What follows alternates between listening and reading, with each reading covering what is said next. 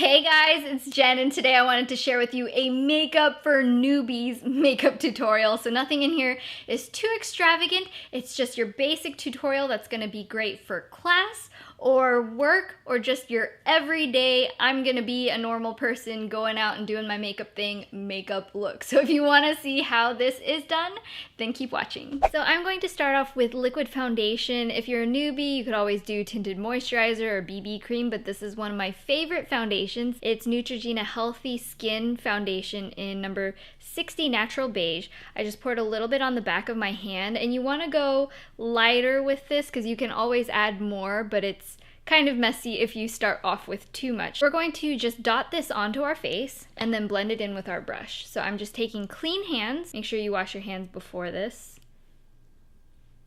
And I'm just dotting it around my face like that. And I'm taking a dense synthetic brush. This is one of my favorites. It's the Sigma F84. I also love the F82, which is just rounded. There are similar ones you can also get at the drugstore, but this is my go-to brush. So I'm just kind of buffing this into my skin all over. The focus here isn't to get every little thing covered.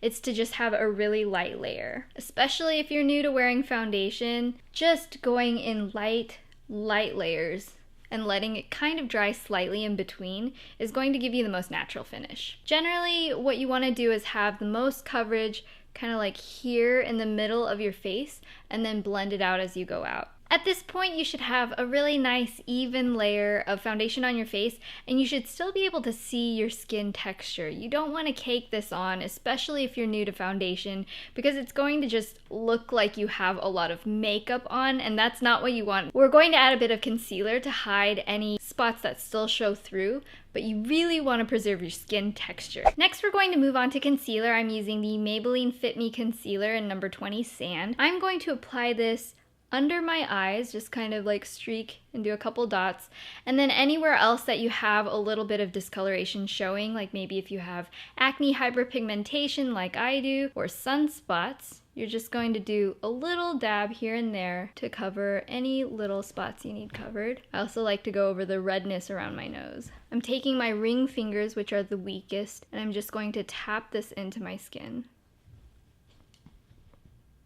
Now to set the foundation and keep any oiliness peeking through at bay, I'm using a powder. For the powder, you're going to want to use a fairly light hand because again, if you over powder, you're going to be able to see it on your skin and lose your skin texture. I'm just going to press my brush into it, just kind of tap off the excess, and I'm just going to pat this in my T-zone area. I'm not going all the way out to every single area of my face. I'm just going to cover where I get oily. So I'm just applying an eyeshadow primer. This is going to keep everything from smudging all over your face, which is a much bigger problem than you might think. I'm using L'Oreal's Magic De-Crease Eyelid Primer. Next, I'm taking a big flat brush. This is Sigma's E55.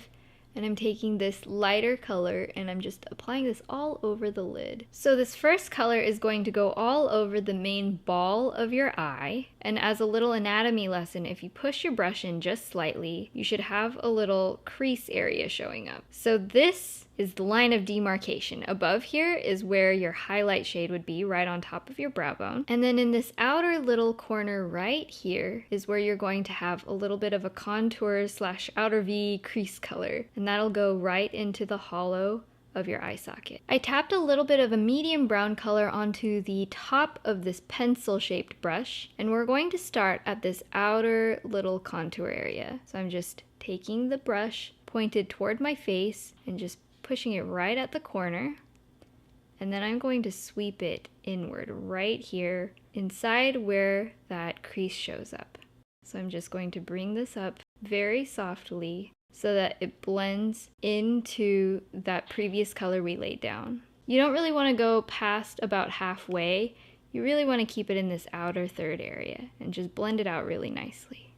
How high this comes is really going to depend on your own eye shape, but you want to make sure you have quite a bit of brow room here. So you don't want to bring this up too high. You can always add more if it's not enough, but if you have too much, it's really hard to take it away. Next, I'm taking this brow bone color, and I'm going to start right underneath the arch of my brow right here, and I'm blending this outward.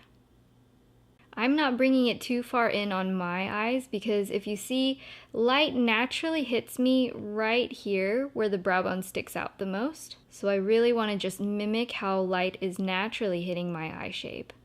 I'm also going to add that same color here to the inner corners. This inner corner trick in particular makes you look a lot more brighter-eyed and rested, which is always great. I'm using that same secondary brown eyeshadow on my lower lash line, just about to the halfway point here.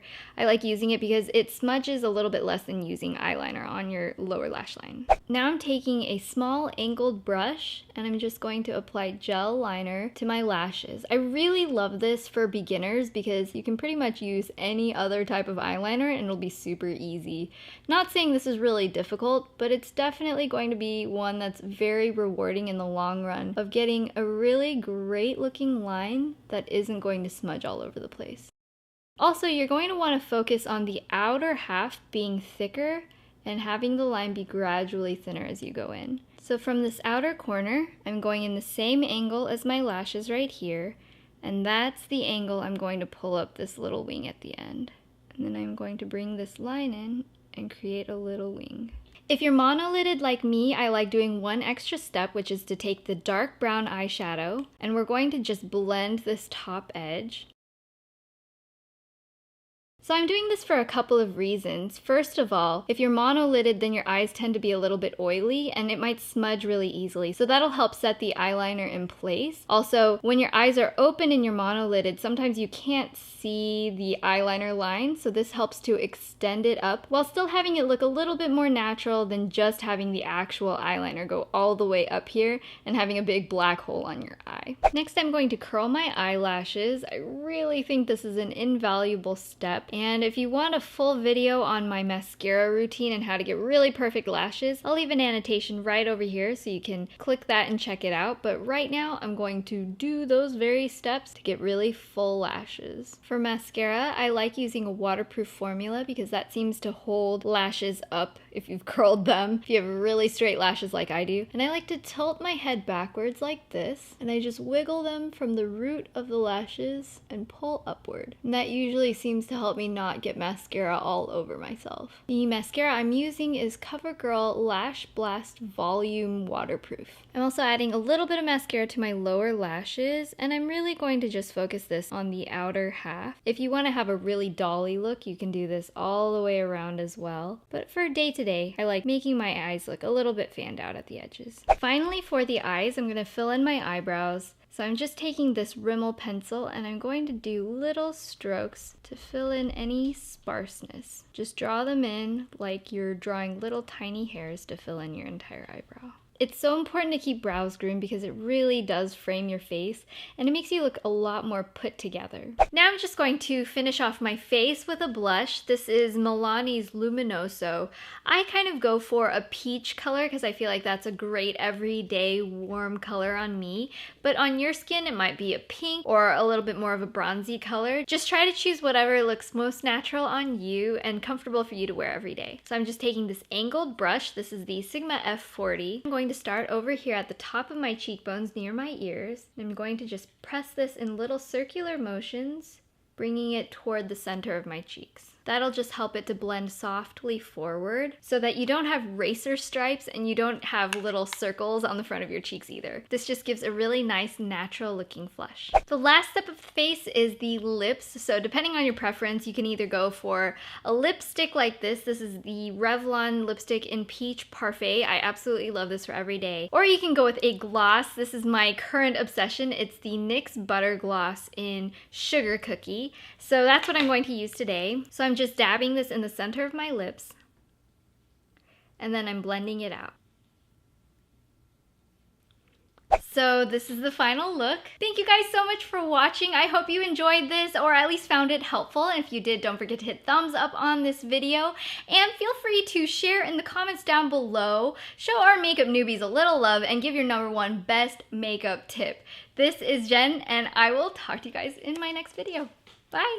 Hey guys, it's Jen, and today I wanted to show you this fresh spring makeup look, and I wanted to share with you guys how I remove my makeup, especially when I'm wearing a lot of really intense makeup that's waterproof.